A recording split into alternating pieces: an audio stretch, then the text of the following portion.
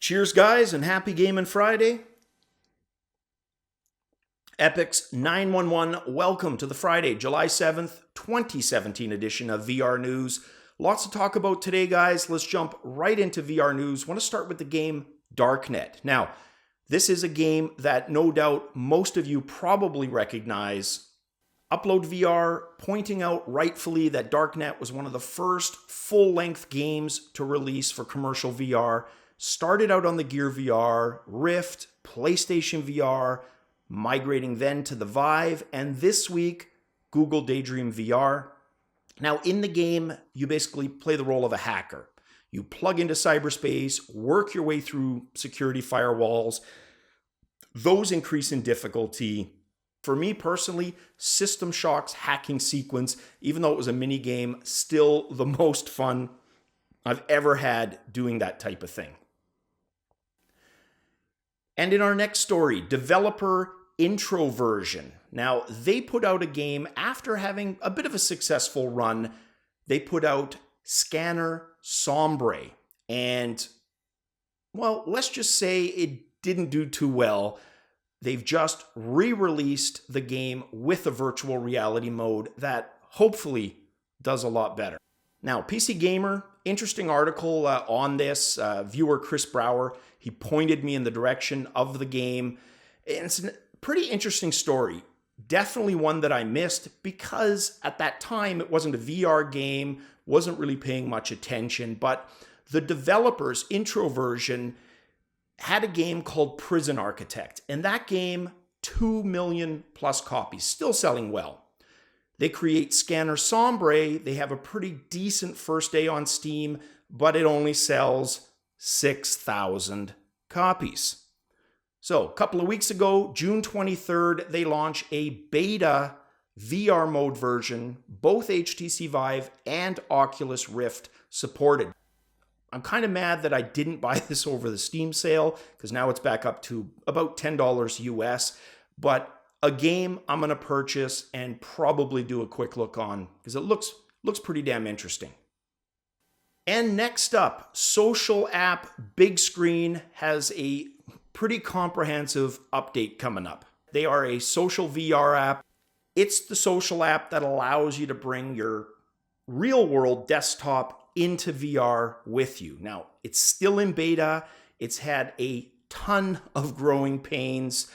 Stuff like streaming never really worked as the developers hoped it would work. That's the point of this next update. An update that the developer says is going to bring flawless 1080p streaming at 30 frames per second. And this is coming from founder Darshan Shankar. He says they're going to support NVIDIA and AMD in terms of card-specific enhancements. And our next news story has to do with the Blade Runner 2049 VR experience. That is going to debut at Comic-Con this month in San Diego. Now, for me, Blade Runner, absolutely one of my favorite science fiction movies. And we talked about the upcoming VR experience months ago. Now, the movie, the remake, let's not confuse it with the original, releases October 6th. The VR experience, July 20th to 23rd. So again, coinciding with the event. Now, according to Road to VR, the experience is going to feature a walk through a bit of the film's neon lit setting, and you're going to have to undergo a test to see if you are a replicant or not. That sounds pretty damn cool. Can't wait to try that out. One of my favorite movies, like I said, hopefully the experience right up there. And next up, a modern-day virtual reality version of Duck Hunt. Now, you don't have to be old enough, like me, to have played the original Duck Hunt on NES. It's still popular. The most recent re-release was on the NES mini console that didn't seem to be frickin' available anywhere in any meaningful stock quantities, but that's another video. The new game, it's called Legendary Hunter VR, and it's a wave-based game and basically a modern-day Duck Hunt, but some cool features thrown in. Really nice day-night cycles. You've got dynamic weather to contend with and atmospheric sounds that hopefully enhance the immersion experience. The game is currently available on Steam via early access for $12 US. And it supports both HTC Vive and Oculus Rift. In this next story, VR Focus, which is an excellent online virtual reality resource, they have a guide on setting up mixed reality capture for the Oculus Rift. Now, this guide, written by VR Focus author Rebecca Hills Duty, covers pretty much everything from the start to the finish. So it starts with PC specs you're going to need, setting up your play area, calibrating your camera to do all of the capturing, and finally compositing. And then obviously the other tweaks around that up to you to then have the finished product. All right, next up, and let me just preface this by saying nothing from the land of the rising sun really shocks me anymore. Not even this story about a group of guys marrying anime characters from Japan shocks me anymore. Beer in vending machines on the street, nope. Clothing items with scents embedded in them, very strange scents, nope, doesn't shock me. In fact, some of the ideas I think are cool, like schools generally not having janitors because students and teachers do the cleaning. I actually think that's a pretty cool idea.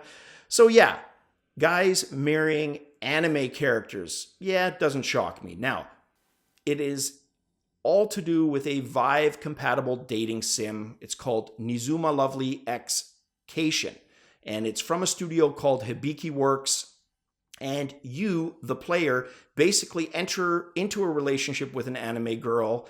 And what I'm not sure is if the opposite applies. I wasn't able to find that in time for the news, but basically if you could play a woman dating anime men. But regardless, at the end of all of this, in a non-legally binding ceremony, there were a bunch of men as a promotional thing married by a real priest, but again, an illegal marriage between them and their anime characters. And it's kind of comical seeing them stand up there with their VR, their Vive HMD on their head, completely oblivious to the world around them, marrying an anime character. It's actually kind of comical. Thought it was cool.